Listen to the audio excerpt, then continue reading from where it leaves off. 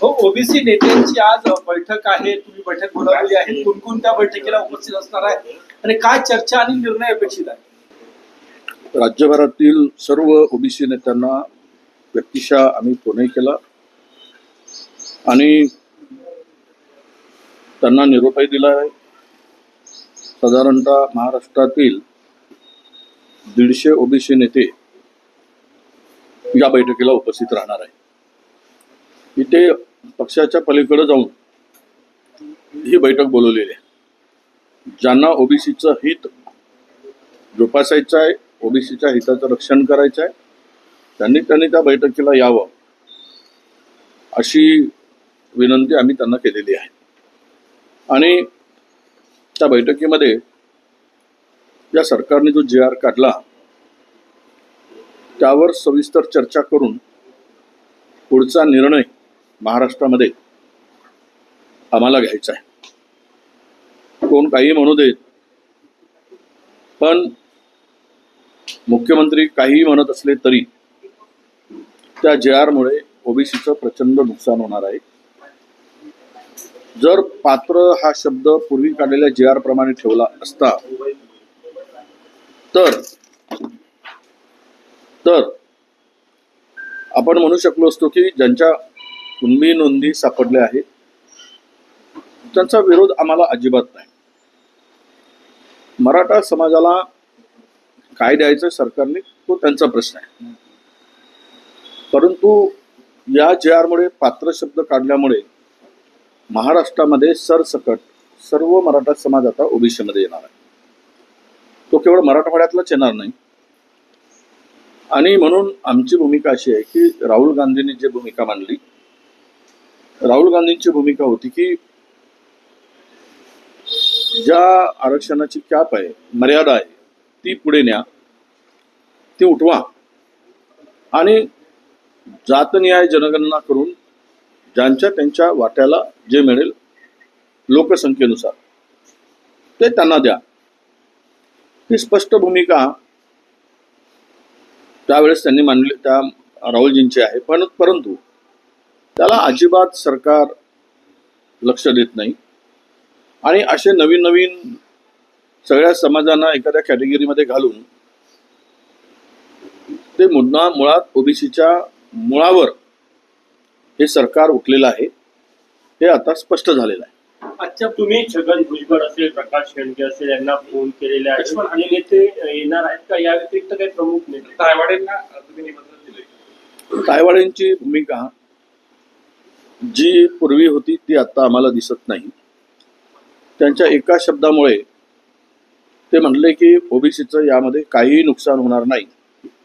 आता ते त्यांच्या चष्म्यातून बघतात की सरकारी चष्म्यातून बघतात की स्वतःच्या चष्म्यातून बघतात ते त्यांनाच माहीत. आम्ही त्यावर अधिक बोलणार नाही. पुढे येणाऱ्या दिवसामध्ये सत्य परिस्थिती लक्षात येईल. परंतु आम्ही त्यांना आज तरी त्या बैठकीचं निमंत्रण दिलेलं नाही, कारण त्यांची भूमिका ही स्पष्ट नाही. छगन भुजबळ, लक्ष्मण हाके या सगळ्यांच्याकडे निरोप दिलेला आहे आणि सगळ्यांनी एकत्र येऊन ही बैठकीमध्ये उपस्थित राहावेत. भुजबळ साहेबांशी मी दोनदा संपर्क करायचा प्रयत्न केला, झालेला नाही. मी माझ्या ऑफिसला कळवलं होतं, मला माहीत नाही की कालपर्यंत संपर्क झाले त्यांनी. परंतु भुजबळ साहेबांची भूमिका ही सुद्धा स्पष्ट भूमिका आहे. त्यामुळे त्यांच्या भूमिकेशी सुद्धा आम्ही सहमत आहोत. या JR मुळे ओबीसीचं नुकसान होत आहे हे स्पष्ट आहे. मुख्यमंत्री मात्र म्हणताय की सरसकट आम्ही देणार नाही, ओबीसीच्या ताटातला आम्ही बाहेर देणार दिलेलं नाही असं तुम्ही? ते बघा, मी कालही बोललो, परवाची बैठक झाली, पुन्हा आजही सांगतोय, मुख्यमंत्री महोदयांनी या संदर्भात सर्वपक्षीय बैठक बोलवावी आणि ती भूमिका विशद करावी. आम्ही येऊ जाऊ आणि मुख्यमंत्री महोदयांना सांगू की याचा काय परिणाम होतोय, त्यांचं म्हणणं काय आहे आणि आमचं म्हणणं काय. जर त्यांच्या म्हणण्यानुसार समाधान होत असेल तर आम्ही लोकांच्या पुढे जाऊन सांगू. परंतु याचंही नुकसान होणार नाही, त्यांचंही नुकसान होणार नाही, यांनाही फायदा होईल, त्यांनाही फायदा होईल. नाही, हे जे काही आहे हे दोनही समाजाला खेळवण्याचा प्रकार आहे. खरं तर त्या जी आर मध्ये स्पष्ट उल्लेख आहे, जो अधिकार पुरावे गोळा करून जात प्रमाणपत्रासाठी लागणारा त्या स्थानिक गाव पातळीवरच्या कर्मचाऱ्यांना दिला. आता मला सांगा की हैदराबाद गॅजेटमध्ये असा कुठलाही आडनावाचा किंवा नावाचा उल्लेख नाही. त्यांनी एवढंच म्हटलं होतं की 9 लाख कुणबी आहेत आणि बाकी 22 लाखापर्यंत मराठी आहेत. आता हे मराठी आणि कुणबी शोधायचे कसे? 9 लाख कोण आहेत? तर याच्यातून काही निष्पन्न किंवा पुरावा त्यामध्ये अजिबात मला दिसत नाही. त्या तज्ज्ञाकडून मी ही माहिती मिळवली आणि त्यांच्या संदर्भात या गॅजेटच्या संदर्भात, हैदराबाद गॅजेटच्या संदर्भात चर्चा झाली. ते म्हणतात की कुठेही नावाचा उल्लेख नाही. त्यामुळे या परिस्थितीमध्ये जी भूमिका सरकारने स्वीकारली आणि जो जी आर काढला, हा सरसकटचा जी आर आहे. पात्र हा शब्द वगळल्यानंतर पहिला पात्र होता, त्यावेळेस ते पात्र आम्ही समजू शकत होतो. परंतु आता पात्र कळल्यामुळे सरसकटच मराठा समाजांना ओबीसी मध्ये, ते मराठवाड्यापुरतीच नाही तर महाराष्ट्रातील आहे. आमचं म्हणणं आहे की त्यांना, त्यातील गरीब लोक आहेत, त्यांना काही उपेक्षित लोक असतील, त्यांना दिलं पाहिजे. तुम्ही EWS ची तरतूद केली, आरक्षणाची मर्यादा वाढवता येत नाही तरी वाढवून दिली 10%.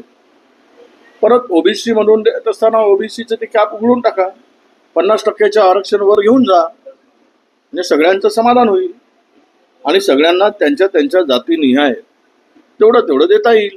जी राहुल गांधींची भूमिका आहे, ही भूमिका सरकारने स्वीकारावी. कर्नाटक, तेलंगणामध्ये 42% आरक्षण लागू झालेलं आहे. आता 42% आरक्षण तेलंगणा ओबीसी साठी लागू करतं, तर या सरकारला काय लकवा मारला काय? या त्यांचा अभ्यास करा आणि महाराष्ट्रातल्या ओबीसींना तेलंगणाच्या धर्तीवर द्या. हो, जरांगे पाटलांनी